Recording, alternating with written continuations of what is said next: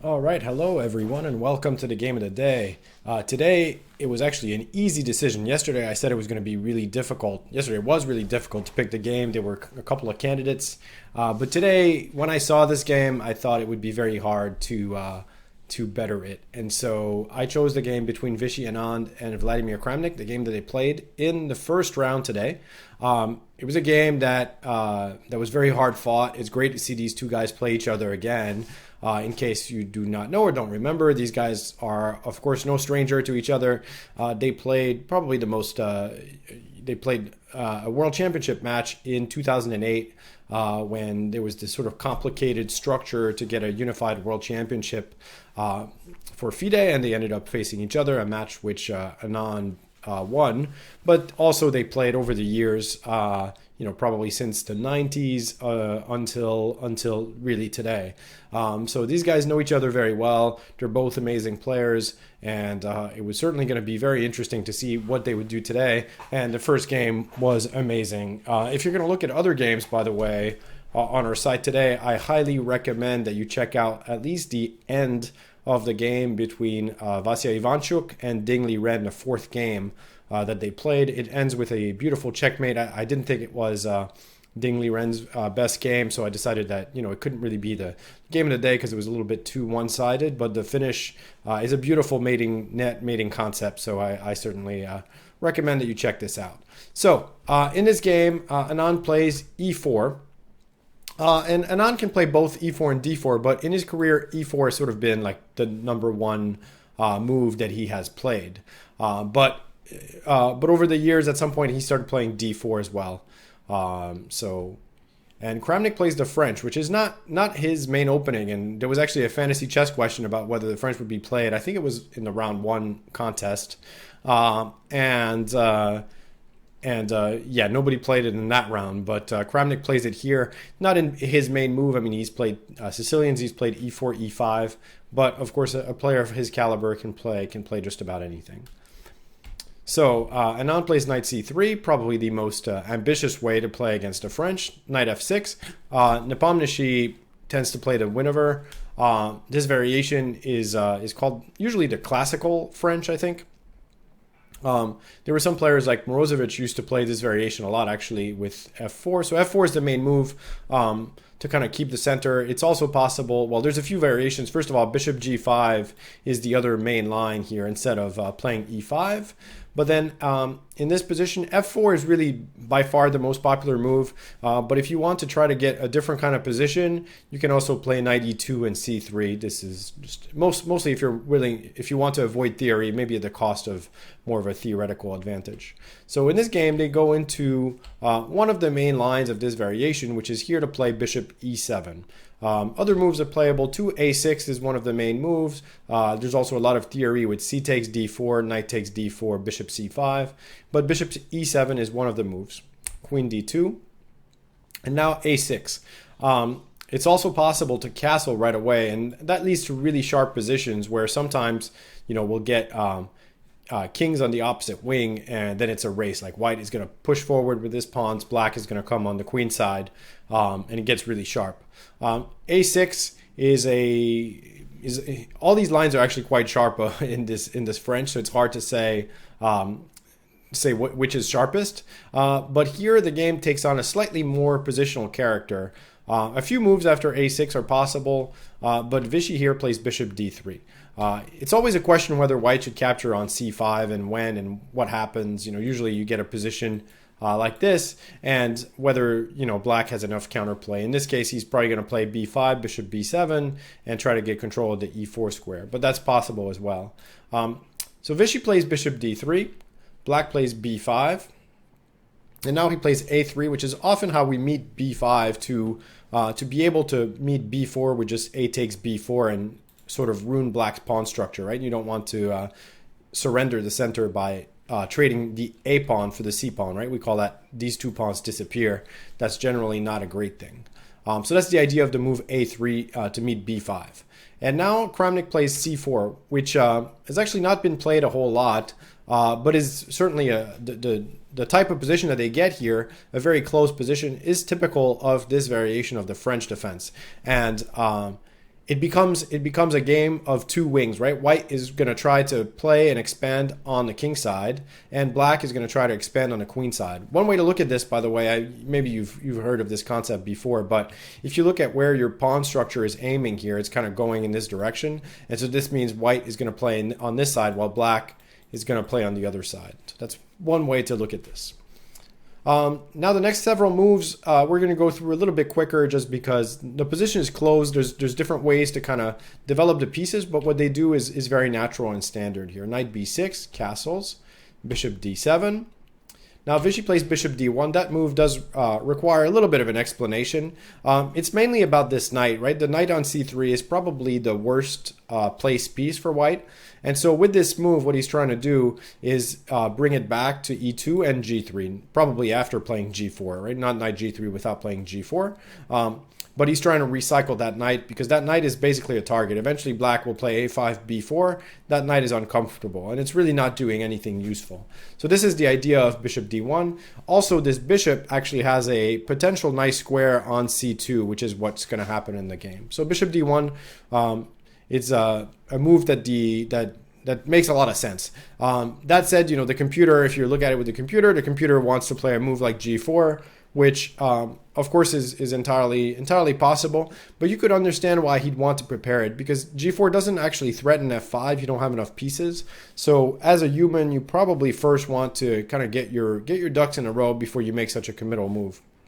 So bishop d1, g6, h3, queen c7. So by the way, normally the black king here is not going to want to go on the king side, right? Like even though black is going to eventually push pawns on the queen side, their king will feel much safer there because if you castle king side, it would actually probably just get very ugly very fast with g4 and f5.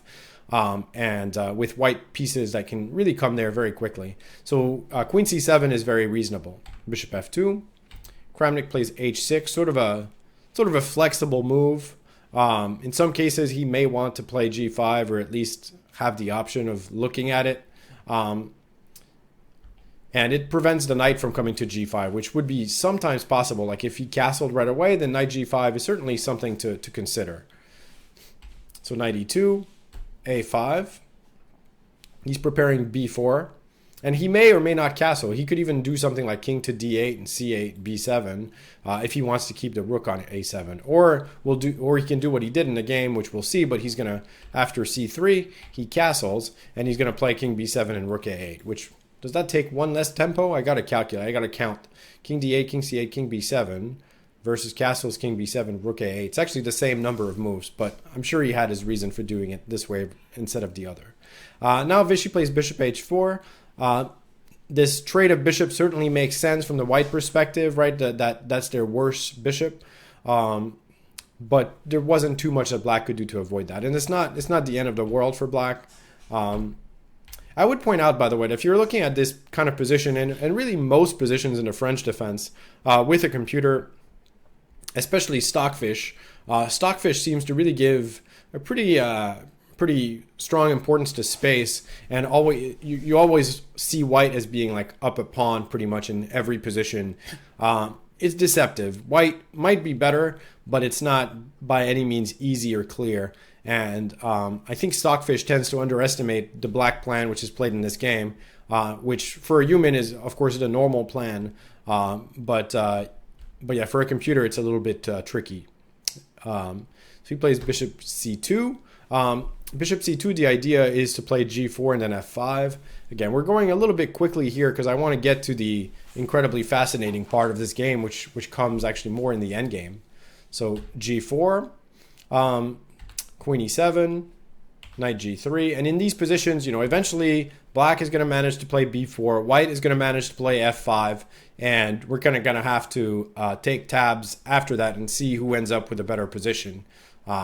But I think here it's still very much a fight, put it that way. b4, a b, takes, and he finally gets f5. So now he's threatening the pawn on h6, and it looks like white is kind of crashing through on the king side. But that being said, black is basically crashing through on the queen side. So it still remains very double-edged. gf. No, white doesn't really mind opening up the king side, right? Like, in fact, white is happy to open that up. Even though their king is there, the king is really under no danger because all of these black minor pieces are really aimed at the queen side. They're not going to be able to do anything on the king side. So he plays rook a2, queen c1,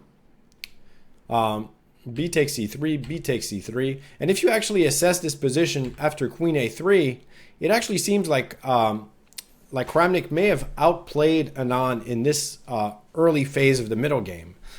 Because it looks like black is actually starting to have real pressure. It's not so easy for white to defend this pawn. And if this one goes, really the whole white position is suspicious. So here Anand plays a good move, bishop b1, which attacks the rook and indirectly defends this pawn. And here Kramnik made a little bit of a mistake, an understandable one, because normally black, in the French defense in general, but in a lot of these positions where they've sort of crashed through and are attacking c3, the endgame is going to be good for them because white's going to be forced to use pieces to defend it. But here Anand finds some amazing counterplay, and this is what makes this game just really so interesting. So Kramnik took on c1 and traded queens. With the benefit of having seen what happens next, hindsight 2020, rook b2 actually might have been a better move. And I actually couldn't quite figure out how white should play here. It's really not so easy because if they play f6 as he does in the game, with the queens traded, knight a4, this pawn is hard to defend. He's got to play something like knight e2 to protect it, using the fact that this is pinned. But now after knight a7, which is a typical maneuver, he's bringing the knight to b5 to attack the c3 pawn. It really isn't easy for white to play. I looked at bishop h7 to do, again, something very similar to the game. And now queen a2 to attack this knight. And it's not easy. If the knight moves, there's going to be rook check ideas. There's going to be knight b5 trying to take on c3. It actually looks like black might be better here. And I think the computer gives a crazy variation like queen takes h6, giving the knight and then playing queen g7 to try to get counterplay. But to me, this all looks quite suspicious. So the move rook b2 would have really kind of put the pressure on Anand. And he may be able to do something here, but it looks like the pressure's on him. Instead, Kramnik trades queens, which is very natural, and he plays rook b2, preparing to play knight a4 and take the pawn on c3. But now Anand starts to play some amazing moves in sequence. So he starts with f6, knight a4. Now knight takes c3 is a kind of a threat since the bishop on b1 is unprotected. So Anand goes bishop h7. So he's preparing possibly to play bishop g8. Now, black's got to do something here to improve their position. So he plays knight a5. Basically, it's either knight a5 or knight a7, right? He's got to try to come at this pawn. So the way that he chooses to do it is probably the correct way. He's trying to play knight b3, force the rook away from the defense of this pawn. White doesn't have the e2 square for their knight here, so he's got to do something else. But now Anand finds a beautiful idea, plays bishop g6. So now that the knight is gone from sort of the defense of these pawns on the king side, he's able to put pressure like this. So Kramnik plays knight b3. He can't take, of course, because of f7, and we make a queen here. Important that the king is blocking the rook from coming back. So taking is out of the question. What else? He could play... There was... No, there's not really any other move than... Well, he plays knight b3. It's either that or bishop e8 right away, but knight b3 makes sense first. Rook e1. So the rook... this is the most active square for the rook, but also the square where it doesn't get in trouble, right? You don't want to get attacked by the knight on c3. He plays bishop e8. Now the next move, Anand's next move is absolutely amazing. And keep in mind, like these games are played fast, so he doesn't have a lot of time here. Knight f5. And this concept with the knight on f5 and the bishop on g6 is amazing. I don't think I've ever seen anything like it. And the knight on f5 is trying to come to d6, right? This is the main point of this move. He's coming to d6. And then the tactical idea is that on e takes f5, e6, well, this e pawn is getting to be very dangerous. Well, these two pawns, I should say. And now I think black is just kind of lost, because even if he plays something like knight takes c3, if he plays f8, then bishop e8 and f7 is just going to be, I think this is basically a queen. So yeah, so knight takes c3, e takes f7, and there, you know, the bishop is lost, and so white sort of regains the piece and then still has this really dangerous f-pawn. So white's clearly doing well here. So after knight f5, what does Vlad do? Well, he plays f takes g6.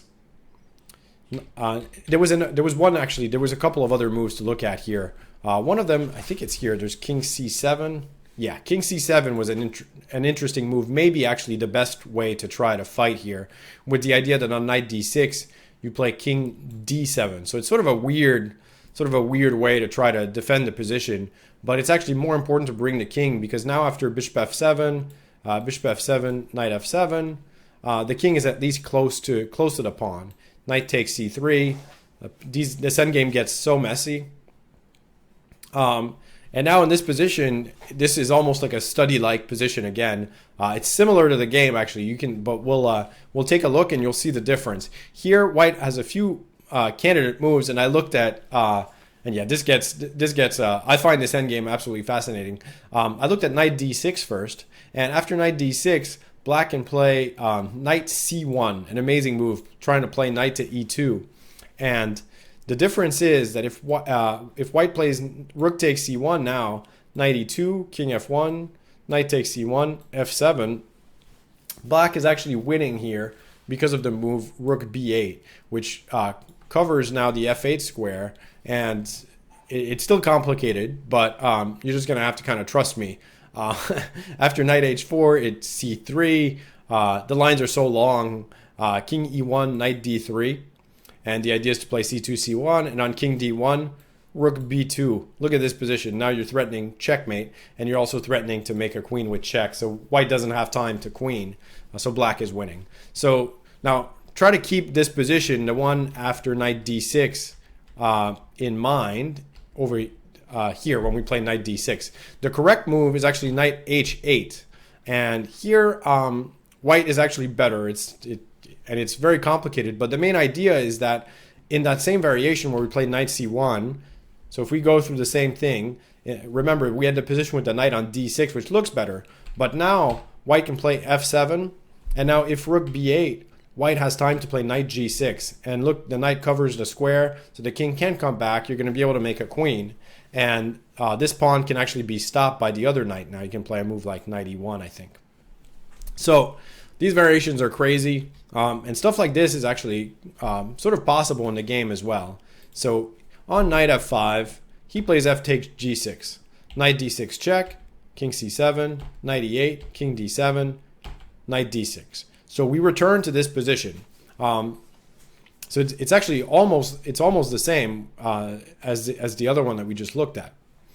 Now g5. What was the threat, and why does he play g5? g5 is a bit of an odd move, but it makes sense if you look at what happens if you play knight takes c3, f7, king e7, knight h4, threatening knight takes g6. So because of that, which at this point it's just winning. Knight e2, you can take on e2, and then knight takes g6. So because of that, he plays the move g5. Now Anand finds another absolutely amazing move, and it's the only move, knight f5. So he comes back for the second time, puts his knight on prise on f5. It's pretty clear that you can't take it here because these pawns are going to be too dangerous. That is understandable here. However, like the rest is still very complicated. So black plays king to e8. Now he plays knight takes h6, and the knight doesn't just take a pawn here. It's also supporting the advance of this pawn. Knight takes c3. The rest now it's kind of forced for a few moves. Knight takes g5. Knight takes d4. f7. King e7. And now Anand, who doesn't have much time here, of course, right? And this has been such a complicated game and position. He had a winning move here, but it's almost impossible. I would not find this without a computer for sure.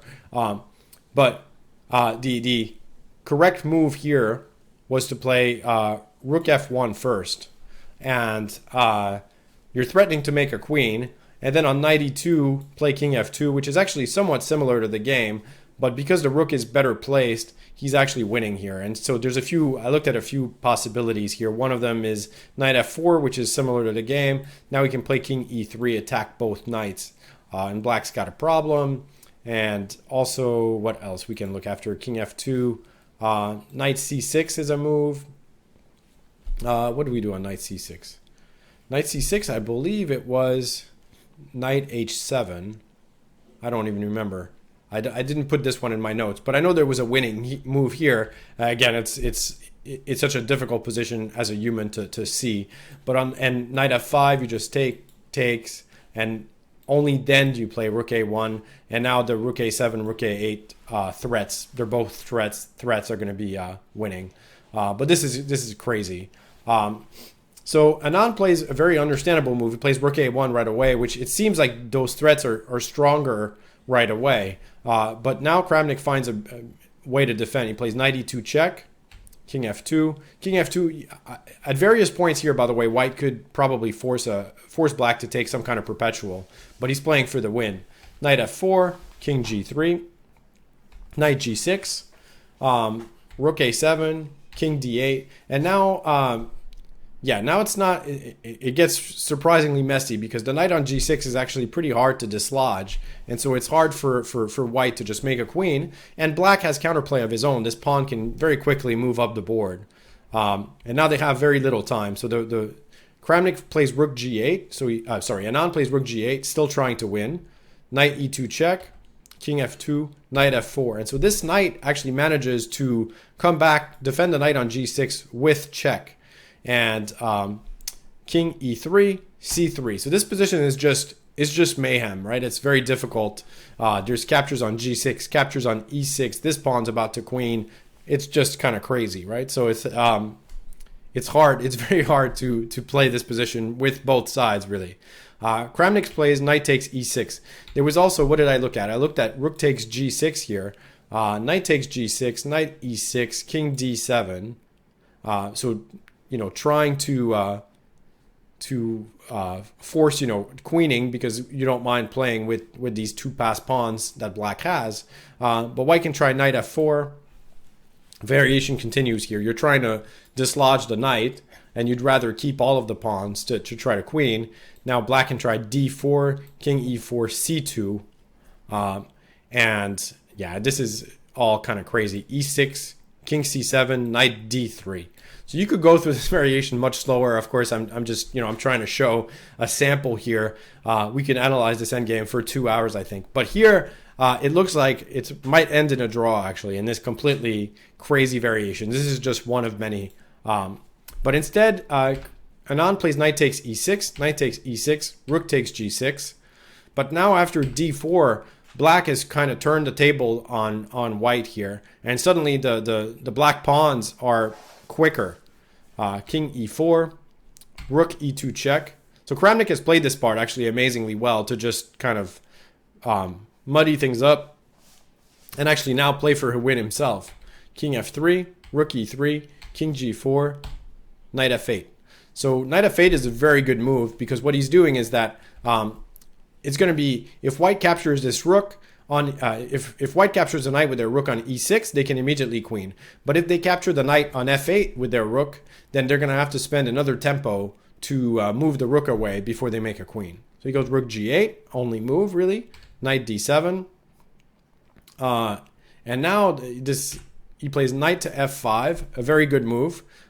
He's attacking the rook. So black plays c2, and now this position is hard to believe. Knight takes e3, c1 queen. So black now has a queen for a rook. White plays knight d5 check, king b1, king b7, e6. So now he's attacking the knight. He's attacking the knight, and the knight is, of course, preventing white from queening. Materially speaking, white does have a rook, and there's not a lot of pawns left. So in some cases, white can be okay.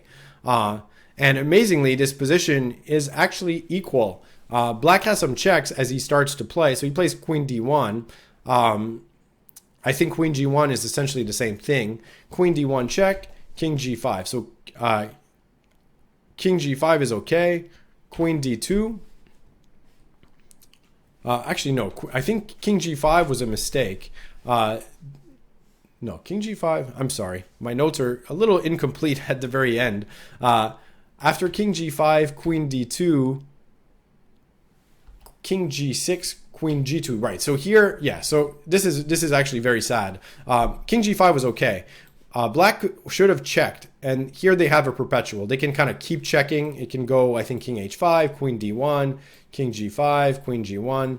They can try to run away, but they actually don't get to. And so black is okay and can make a draw. But with the move that Kramnik played, queen d2 is a surprisingly bad move because white can play knight f4, and the knight from f4 is covering all of the checks. So there's no check on g2, and the knight is still under attack. And if white can take this knight, they're just going to make a queen, right? It's going to be a queen right away. So in this position, white is actually winning, amazingly enough. So this game is just kind of one for the ages here. Unfortunately for Vishy, because Vishy made so many amazing moves, these moves with bishop g6, knight f5 twice, sacrificing the knight there, just unbelievable. So here he plays king g6, and after queen g2, unfortunately now he's losing because that knight will fall. And so if we play, and then the problem is that the queen comes to a very good square where it's going to attack everything. So he is going to be losing now, unfortunately. There's also the issue that, here black could actually just take here and then take on e6 and be winning. So this was just an incredible game. There was one more variation I think I wanted to show.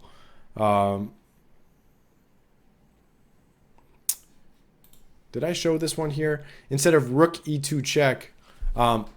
So here, so I went back a few moves here to when Kramnik played rook e2, king f3. There was actually a crazy line with c2, rook takes e6, c1. And he actually had this win as well in this position. So here, black actually manages to win because after f8 queen, the checks are too strong. Queen e3, king d5.